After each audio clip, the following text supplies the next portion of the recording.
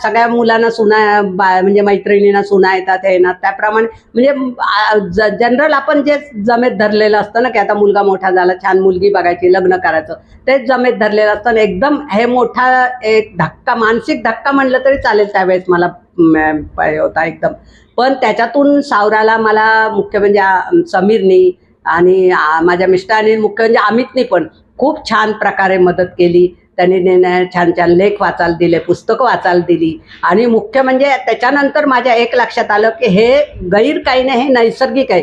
जसं मुलाला मुलीबद्दल आकर्षण वाटतं तसंच मुलाला मुलाबद्दल वाटणं किंवा मुलीला मुलीबद्दल वाटणं हे अगदी नॅचरल आहे, यात गैर काही नाही आणि हे पूर्वापार चालत आलेलं आहे.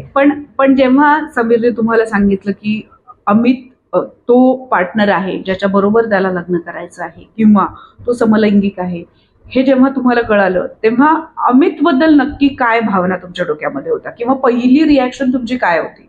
कारण अमितला तुम्ही ओळखत होता त्याचा मित्र म्हणून. हा, अमितला ओळखत होते पण त्यावेळेस अगदी सांगायचं म्हणजे मला अमितचा एक क्षणभर असं वाटलं की मला ती कल्पना अशी एकदम सहन नाही झाली की ही दोन मुलं कशी लग्न करणार, म्हणजे काहीतरी वेगळं वेगळं वाटलं असं. कारण ते आपण जनरली समाजात काय पाहतो एक मुलगा एक मुलगी. पण अशी भारतीय आई तुमची जागी नाही झाली का?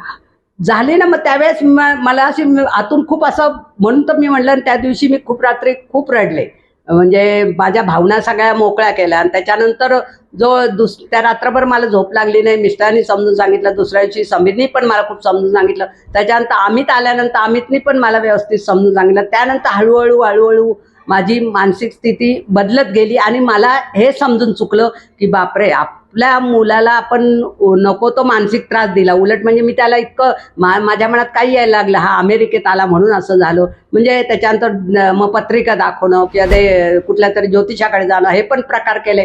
त्याला मी मानसिक त्रास पण दिला, मी कबूल करते. पण माझं म्हणूनच म्हणणं आहे की याच्या पुढच्या पालकांनी तसं मुलांना हे करू नये आणि समजावून घ्यावं. आणि इव्हन मी तर म्हणते ज्या पालकांना काही प्रॉब्लेम असतील हे असतील त्यांनी आमच्याकडे दिलं तर आम्ही पण त्यांना नक्कीच दोघं जण समुपदेश करू.